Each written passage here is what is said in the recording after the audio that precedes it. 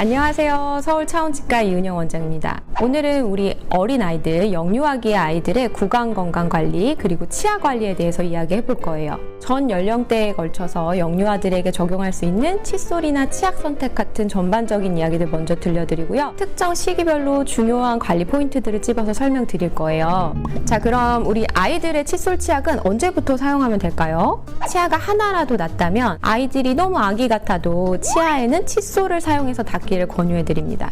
앞니 정도 났을 때는 손가락 칫솔로 닦아주셔도 되고 손잡이가 있는 유아용 칫솔을 쓰셔도 무방합니다. 어금니까지 다 났다면 손가락 칫솔로는 역부족이에요. 반드시 유아 칫솔을 사용해서 닦아주세요.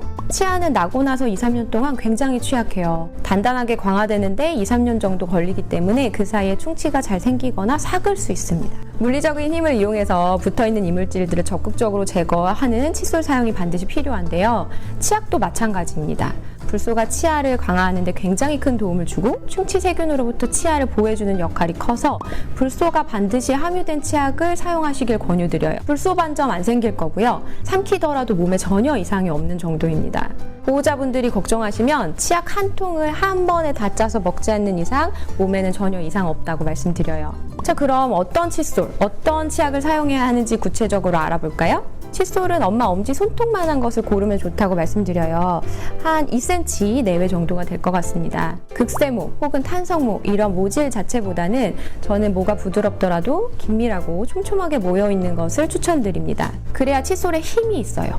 그 힘으로 치아에 붙은 음식물 찌꺼기들을 잘 제거하실 수 있습니다. 칫솔 머리 모양은 동그란 모양은 추천드리지 않고요. 직사각형 모양 혹은 뱃머리 모양, 약간 사다리꼴 모양을 추천드려요. 폭이 좁고 길이감이 어느 정도 있는 것이 좋습니다. 치약은 우리 아이들 취향에 맞춰서 맛과 향이 잘 맞는 것으로 고르시면 됩니다. 우리나라는 수돗물, 식수원에 불소가 함유되어 있지 않죠. 불소는 치아를 단단하게 해주고 충치세균으로부터 보호해주는 아주 유용한 물질이라 다른 나라에서는 실제로 수돗물에 불소를 넣기도 해요. 그런데 우리나라에는 수돗물에 불소가 함유되어 있지 않기 때문에 불소 치약을 사용하시는 걸 적극적으로 권유드립니다.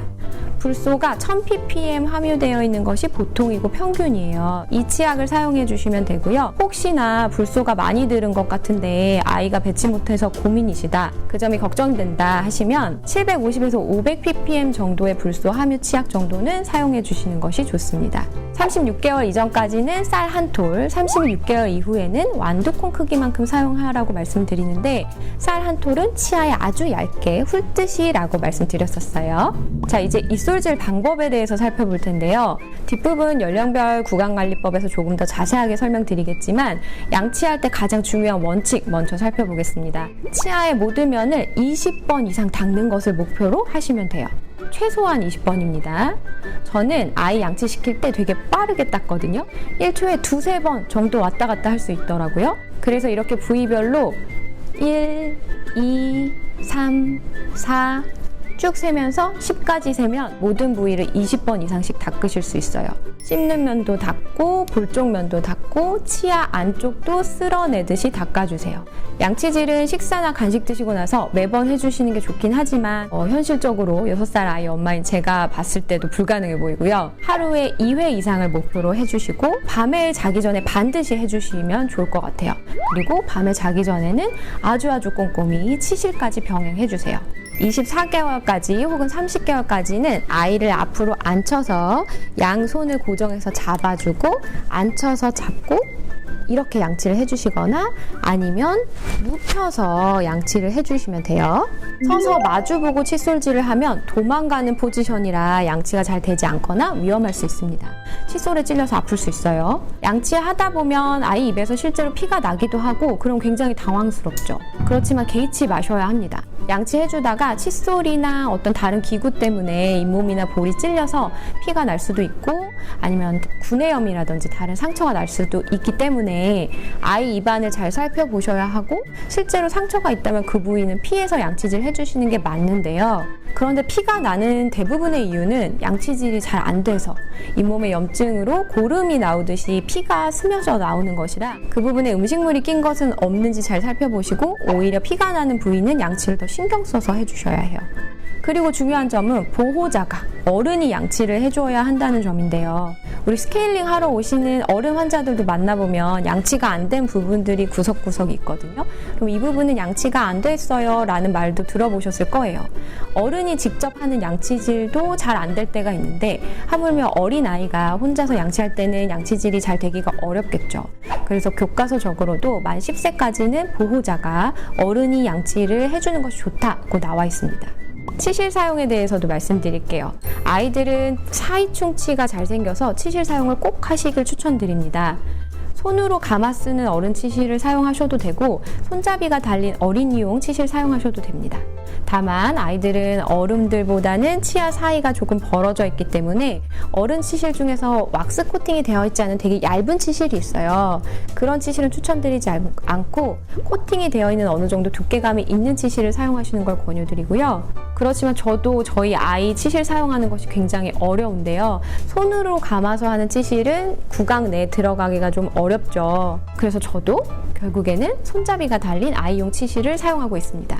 치실 사용에서 가장 중요한 포인트는 치아 사이로 들어갈 때 한 번에 툭 넣으면 잇몸이 다칠 수 있고 아이들도 치실에 대한 거부감이 생길 수 있어요. 아프니까요. 가운데를 톱질하듯이 지그재그로 들어가고 치면에 붙여서 부드럽게 잇몸까지 훑어주시는 거예요. 치아 사이가 벌어져 있는 아이라면 지그재그로 들어갈 필요 없이 처음부터 치아면에 완전히 붙여서 들어가면 되겠죠. 자, 이제 연령별로 구강관리법에 대해서 알아볼게요. 0개월에서 6개월까지 너무너무 아기이지만 태어나면서부터는 바로 양치를 시작해야 합니다. 아기들은 깨끗한 거주손수건에 따뜻한 물을 적셔서 부드럽게 잇몸과 혀를 닦아주세요. 손수건으로 양치해주고 나서 잇몸을 이렇게 마사지해주면 아이들이 기분이 엄청 좋아해요. 혀주름, 잇몸주름에 충치세균이 붙어있을 수 있어서 혀까지 잘 닦아주셔야 합니다. 혀의 배태를 그때그때 제거하는 게 나중을 위해서도 좋습니다. 치태가 너무 오래되면 딱딱해져서 집에서는 닦아내지 못하는 수준으로까지 될 수도 있으니까요. 아기 입안에 충치세균이 사실 갑자기 생기거나 태어날 때부터 가지고 태어나는 것은 아니죠. 어른들에게서 전달되는 것이라서 주 양육자나 주로 아기를 보시는 그리고 자주 아기를 만나는 어른들이 스케일링이나 충치 치료를 미리 받아 놓으시면 아이들 구강 건강에도 매우 도움이 됩니다. 자, 6개월에서 12개월 사이에 영유아기 한번 살펴볼게요. 이제 칫솔 사용을 시작하셔야 하는데요. 칫솔이나 손가락 칫솔로 치약을 아주 조금 흘듯이 묻혀서 닦아주시고 혀도 닦아주세요.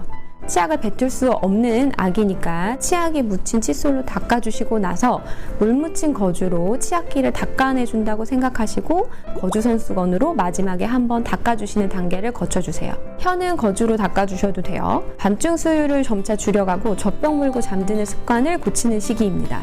이 시기에 이앓이가 시작될 텐데 이앓이 완화에는 차가운 게 좋아요. 좋아하는 과일을 얼려서 주거나 쪽쪽이나 치발기를 냉장고에 넣어서 차갑게 주면 좋습니다. 물도 시원하게 마실 수 있게 도와주시고요. 밤을 못 자거나 하루 종일 보챌 정도로 힘들어한다면 차라리 약을 먹이시는 걸 추천드려요. 소아과에서 처방받으셔도 되고 소아치과에서 받으셔도 돼요. 브루펜 시럽 같은 진통소염제를 하루 이틀 정도만 먹여도 굉장히 좋아지거든요. 자, 이제 12개월에서 30개월까지의 영유아 구강관리법 한번 살펴볼게요. 돌이 되면서부터는 벌써 8개에서 10개 정도의 치아가 이미 맹출되어 있습니다.